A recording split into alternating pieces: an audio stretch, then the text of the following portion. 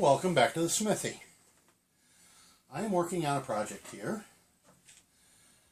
One with some mushrooms I just acquired and with a tool I have just acquired. Yesterday I found this at a tag sale. It's only 4, not 8 trays. But it came with the extra fine grids twice and the fruit roll-up trays twice. Fortunately, the job I'm doing right now does not require either. And these are what you might call quick sale mushrooms. I got them for a price I couldn't refuse.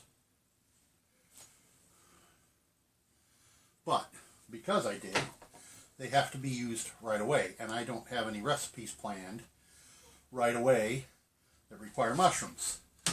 I got that much done before I thought about shooting a video about it. I'm going to turn you around here to make sure you can see what we're looking at here. That's probably half of one of these buckets. The other half's still laying here to be done yet. Don't look at the messy kitchen. Don't look at the clutter on the table. Because that's really what it is. It's just cluttered. It's all usable food. I just haven't gotten around to dealing with it. Oh, freight train going by in the back. Fortunately, that won't be a problem since I'm inside, not outside. I don't have to shout over it. Now, I have other fruits and veggies to go on these trays in the very near future. Matter of fact, I have a paper bag here in the seat. And over here I have a plastic bag that have green peppers in them. I have acorn squash and butternut squash, and all of these things are going to get dehydrated for later use. Most of them in a camp setting, I'm sure. Well, welcome back, my friends. This is day 3 playing with my new dehydrator, working with my new dehydrator. And let me clue you in on what I've gotten accomplished thus far. Now, this is just a small sampling. This is actually about 4 or 5 good-sized tomatoes. That's it. That's what's left. This was an entire head of broccoli. This is a whole acorn squash that was that big around. This was just one good-sized butternut squash. I would estimate it weighed right around 2.5 pounds. This, believe it or not, is an entire bunch of carrots. This is an entire bag of spinach. I'm talking about a bag this size, full of spinach. That's what's left of it.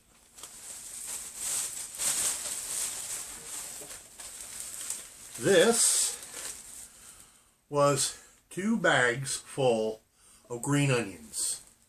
Roots still attached to them, which I had to cut off. What else do we have? Okay, this is mixed vegetables. This is peppers and celery and mushrooms for soup stock, soup making.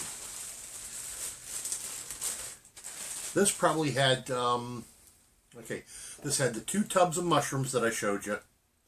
This had 4 bell peppers. One was red, the rest were green.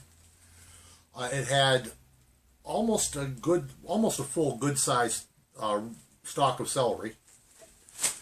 Let's be careful here so you understand what we're talking about.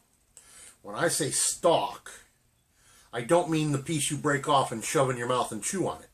That's a rib.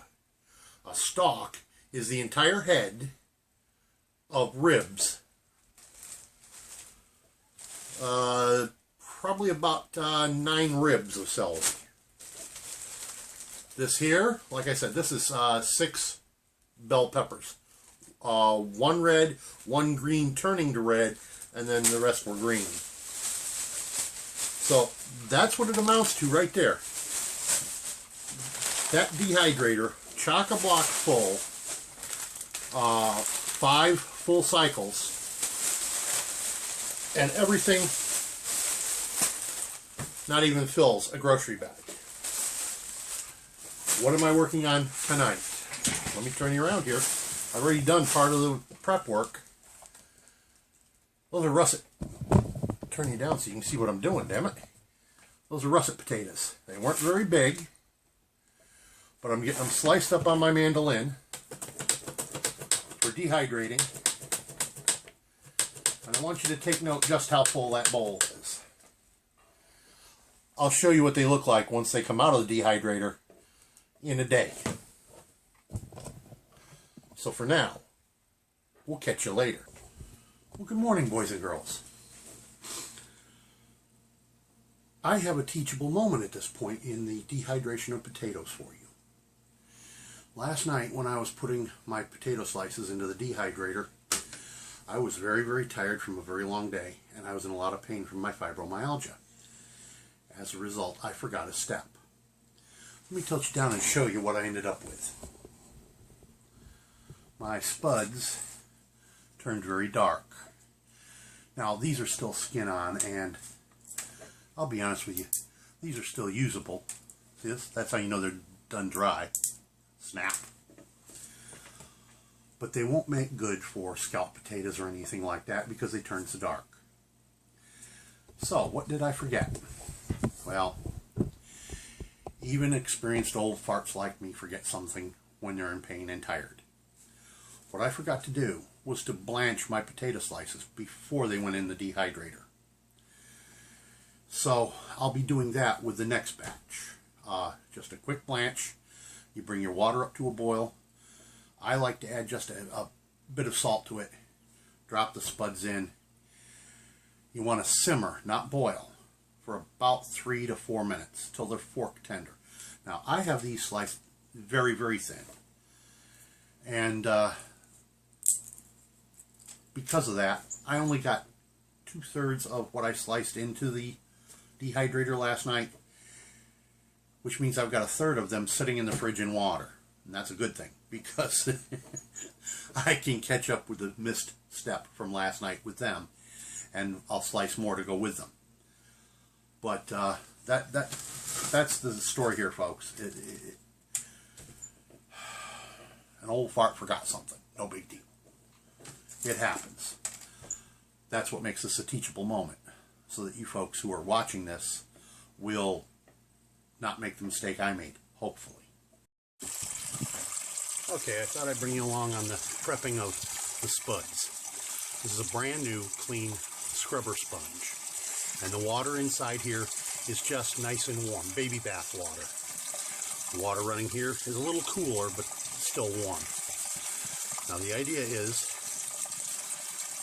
scrub the taters, get every bit of the dirt and muck off of them.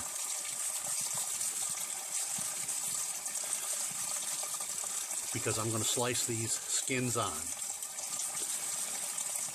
for preparation of dehydrating them. Now you're not going to get every spot off of them, but what you want to do is you want to look for bad spots before you slice them. See, like this one? This one's got a bad spot in that end. That has to come off. So I'll take my paring knife and just like that and get rid of it. Sometimes you got to go just a little deeper. Good enough. And that goes up here into the bucket with the others. And that's all there really is to preparing these potatoes for slicing and dehydrating. Like this, and then slicing them on the mandolin. Sometimes this will happen. As you're scrubbing, you take the skin right off of it. That's not a problem. Ain't gonna hurt nothing. The thing is, these are fairly thin-skinned potatoes. They're russets. They're small russets. But they needed dealt with because they've been laying here, and I didn't want them to spoil.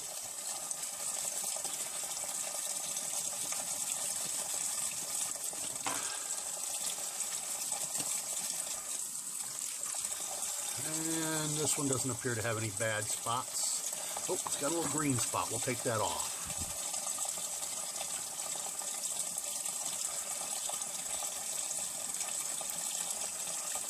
There we go. And we'll bring you back later when I got more to show you. Okay, here's my blanch getting started. You want the water to come to the boil, and I like mine somewhat salted.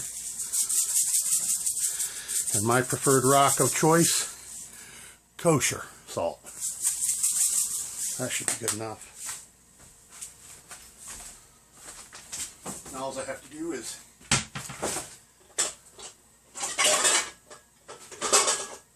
clamp the lid on it, wait for it to come to the boil, and then drop some of my spuds in. Now, the batch that I made won't fit in that pot all at one time.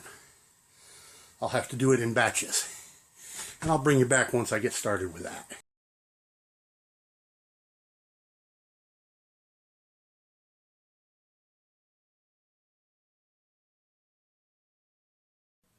By the way, don't forget to